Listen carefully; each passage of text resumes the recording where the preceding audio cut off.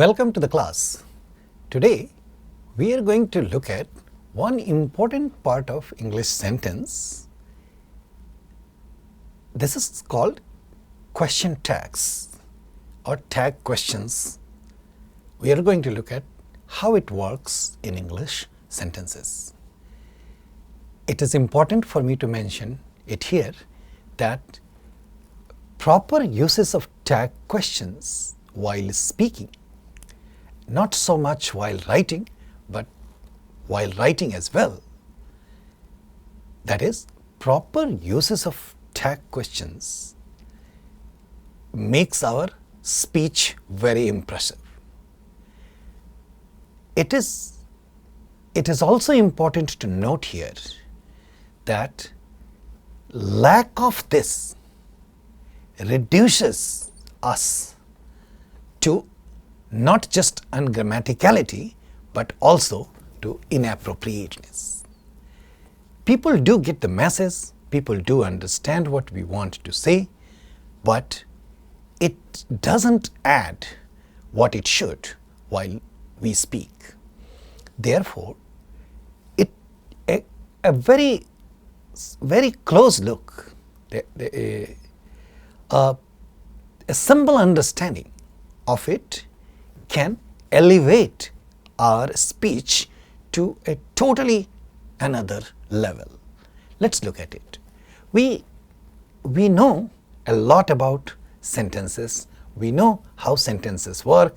Just a small careful attention can add just a lot to our speaking. Let's look at how it works. Question tags can be added to declarative sentences in English. As you know, declarative sentence simply means it's a simple sentence, and I'm going to explain that to you. So there are two parts of a sentence, that is subject and predicate. The two things get together with what we call agreement, and we combine them together and we get a sentence. This is where we have tense as an important part as well. And within the verb, we have objects and adverbs and other things. For the question tags, what is important is an understanding of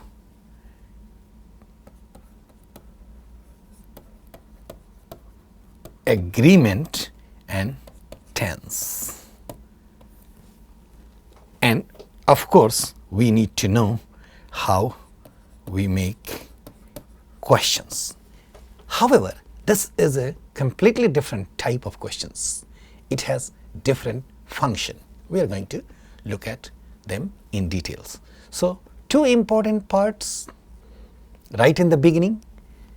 Based on our understanding of sentence, for this purpose, that is for the purpose of forming a properly designed tag questions in English, we need to pay attention to two parts.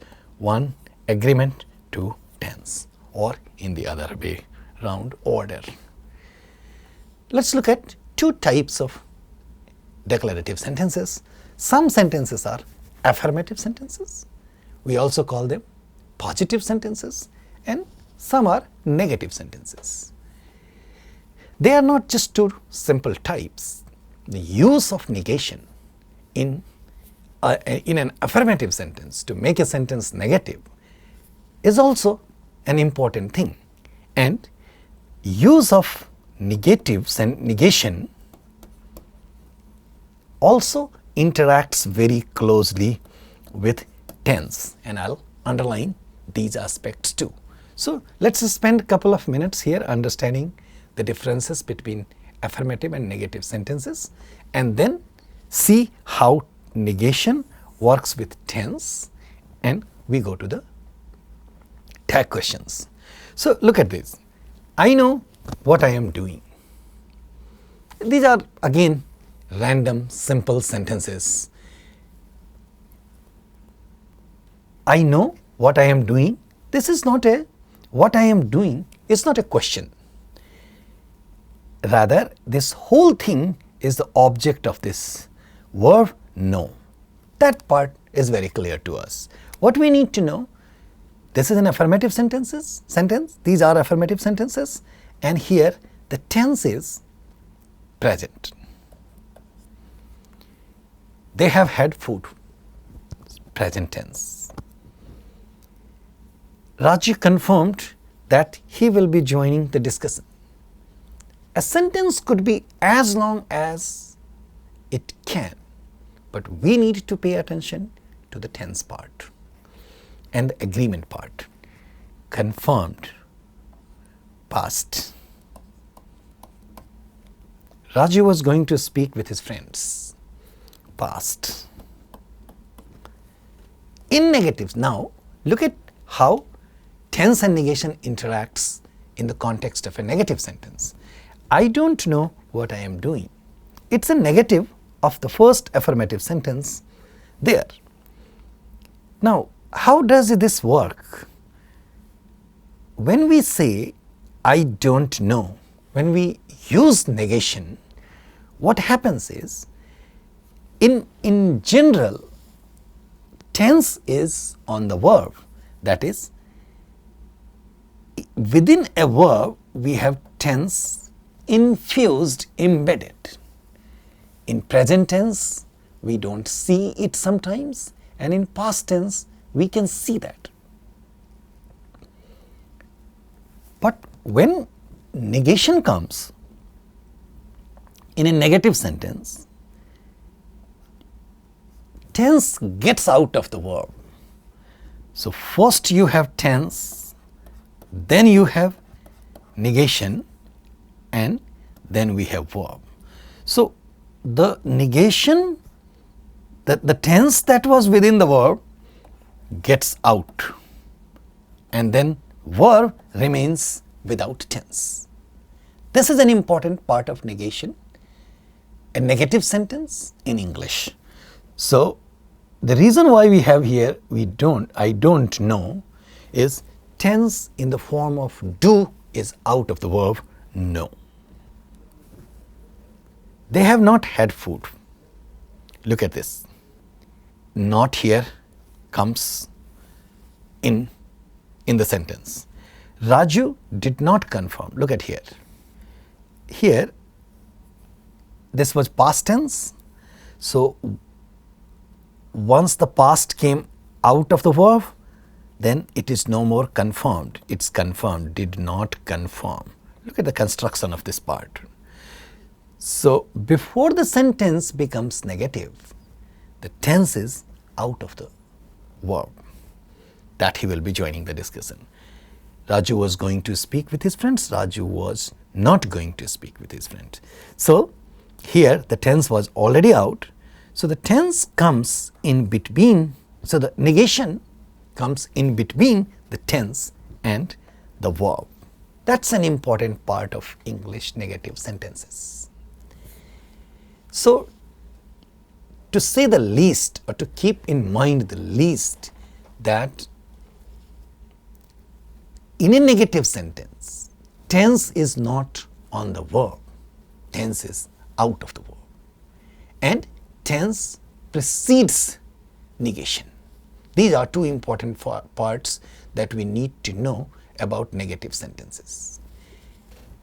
I again underline here that this is how the computation of several elements of a sentence work in our human mind, in our mind.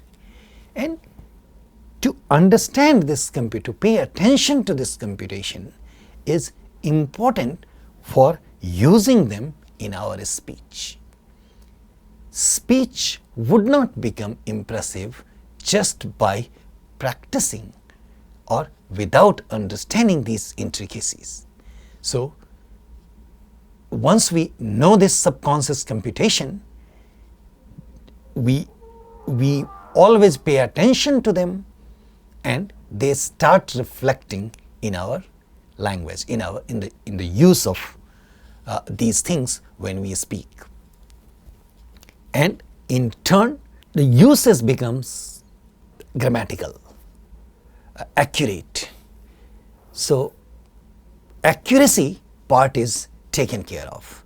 And when this accuracy combines with confidence, we get fluency.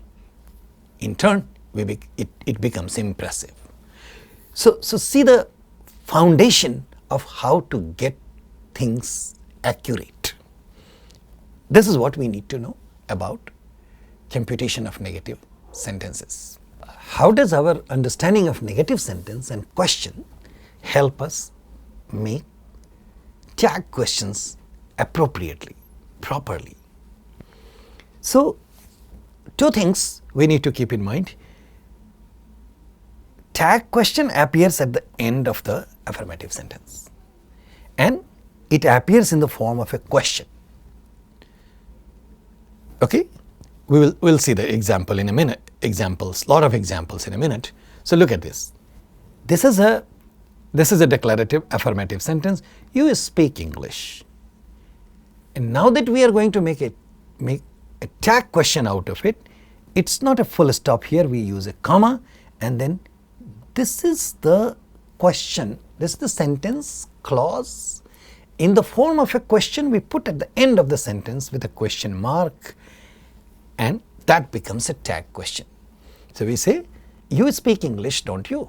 When we have a negative sentence, like, you do not speak English, then the tag is, do you? Just pay attention to these two sentences. You will do the maths after that, and you will get the answer right. So in an affirmative sentence, tag question needs a negation. You speak English, don't you? So look at this. We make a question in the following way. We take the tense. So as remember how we make questions. For questions, the fronting of tense is important. So we take the tense of this sentence. What is the tense of this sentence? Present. We take this here. Then it gets fronted, and you still keep the same subject of this sentence, you. And you make this a negative question. You say, do not, the sentence becomes do, don't you, do not you. In a negative tag question, it is very important that negation and tense stay in contracted form. So look at this. In an affirmative sentence, contraction can be optional. Like when we say, you do not speak English. We can also say, you don't speak English. So do not is regular form, and don't is contracted form. Contracted means two different elements, that is tense and negation, get contracted, combined together, and that's how we get these kinds of expressions. So this is called contraction, and therefore I am letting you know that contraction of tense and negation is mandatory for tag questions. They cannot remain separated. We can't say, you speak English, do not you. We have to say, don't you. So subject comes from the affirmative sentence, tense comes from the affirmative sentence, and the only thing that we need to keep in mind while making the question, that it has to be contracted. We have to retain the same tense, and we have to retain the same subject. In affirmative sentence, the tag is negative. In negative sentences, tag is a positive question. So in affirmative sentence, negative question as a tag, and in negative sentence, affirmative question as a tag. Structure is simple. Same tense of the sentence, same subject of the sentence. Look at more examples. So, more examples of question tags. And before that, let's pay attention to why do we use tags? What are the functions of tags? There are three basic functions. There could be more. And as you move, as you pay attention to them, as you pay attention to people's speech, maybe you will find more. But three basic questions are,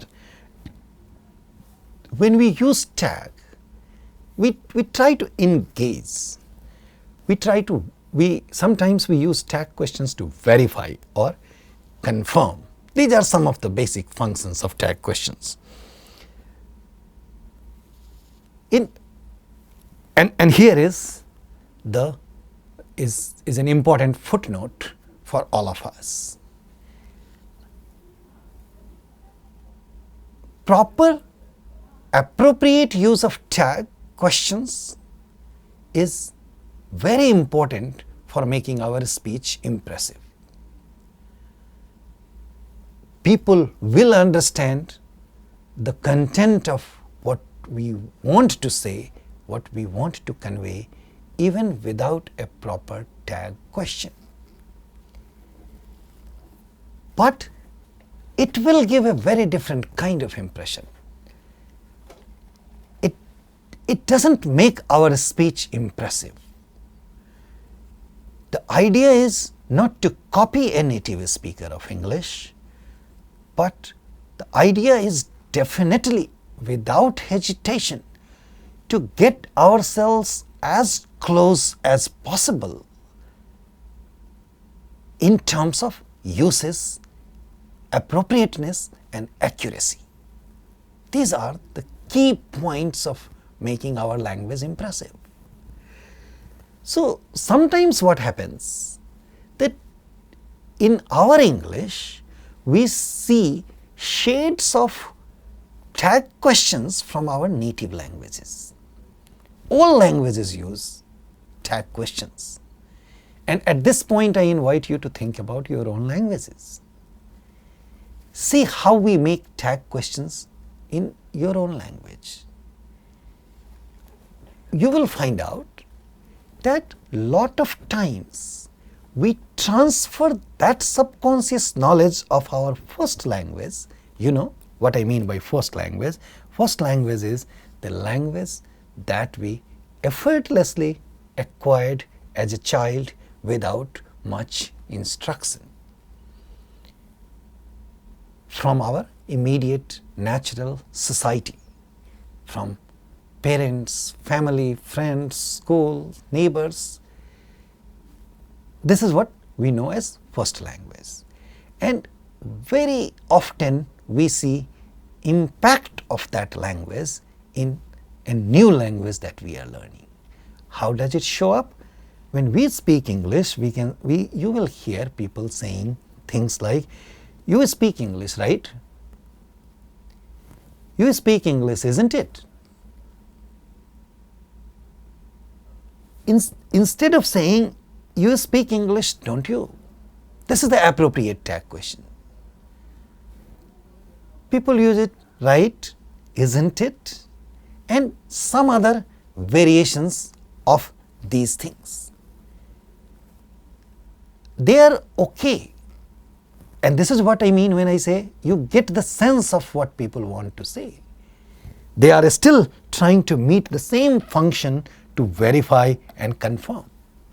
They are just using the strategy that they use in their first language, and they transfer that strategy through their subconscious computation to the new language. However, if we pay attention that we don't do such a thing, we can help improve our own language. And this is the key part of making language impressive. So, working on the influence of our first language is a natural phenomenon. There is nothing wrong about it. It's a natural thing to happen. But to minimize it by paying attention to subconscious process is all that we need to put in as effort in learning the new language. And that's what I am underlining for us to do, so that we get out of this and we use things like these. So how it's simple. The structure of tag question is simple. The functions are very simple. The context of the use is very simple.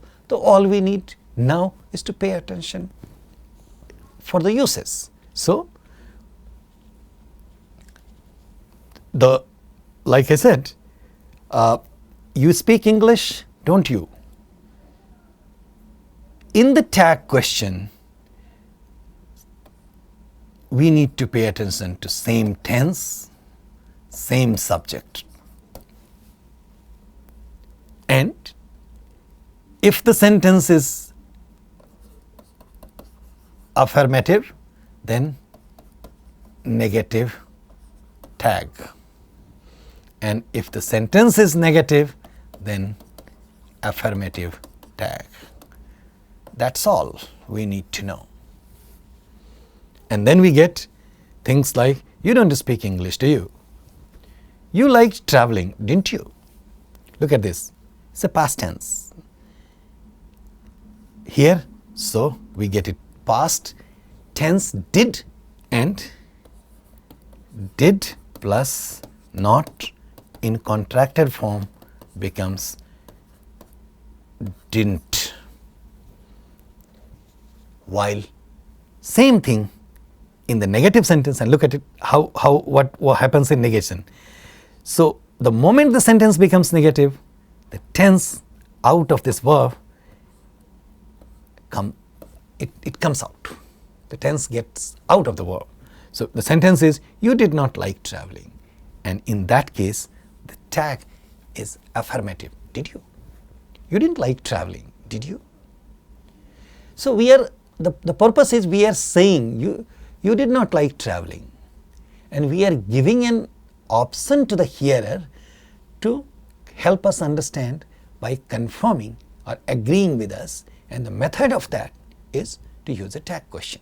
When we are saying you liked traveling, what do we ask for them to confirm? We can only ask a negative question, didn't you? So the person will say, no, I liked traveling. Or when you want to confirm the other way around, you say, we use the negative sentence, you did not like traveling. The tag has to be, did you? The person will say yes or no accordingly. So the structure and function of this is pretty simple and clear, and we just need to be attentive to these things to make to make the uses of these in our English impressive. So let's see some more examples to go through, and thus you can check when you use, you can check when you read, you can check these things when you listen to people. You don't know the consequence, do you? Again, a negative sentence, affirmative question tag. Present, present. You as the subject, same subject. He is devastated with the outcome, isn't he? Tense, same tense here. Affirmative, negative tag. Contraction is, we don't say in tag, is not he. We have to say, isn't he? He rushed as fast as he could, didn't he? Same subject, same thing here. Past tense here. Whenever we play chess, Raju beats me. So look at the type of sentence. The subject is Raju, verb is beats, tense is present. Hence, doesn't he? And because this is third person we have to use does as third person. And here, this is the reason why we mentioned in the beginning that along with tense, we need to pay attention to agreement part as well. Raju beats me. Raju always beats me, doesn't he? He spoke with you, didn't he? He, past tense, negative contraction, same subject, affirmative sentence, negative tag. So we see the same thing happening again and again in the question, in the tag questions. She wants me to come to Chennai, doesn't she? He was dead by the time they found him, wasn't he? He, subject was past tense, was, this is an affirmative sentence, so tense, negation, contracted, same subject. He called me names, didn't he? He broke his legs while playing football, didn't he? She never misses an opportunity to make me feel bad, does she? Now here it's a negative sentence. She misses an opportunity. So we use does she. They asked him, didn't they? They, past tense, negative contraction, same subject. He will not allow this, will he? So future tense, negative sentence, positive tag. So all these examples demonstrate the same thing. All these examples confirm three functions at least. And irrespective of the total number of functions of tag questions in English, we only need to pay attention to the structure which helps us understand subconscious computation to improve the uses of these things and make our own language impressive. So the few things that we keep in mind is negation, tense, and when we say tense, we mean tense plus agreement,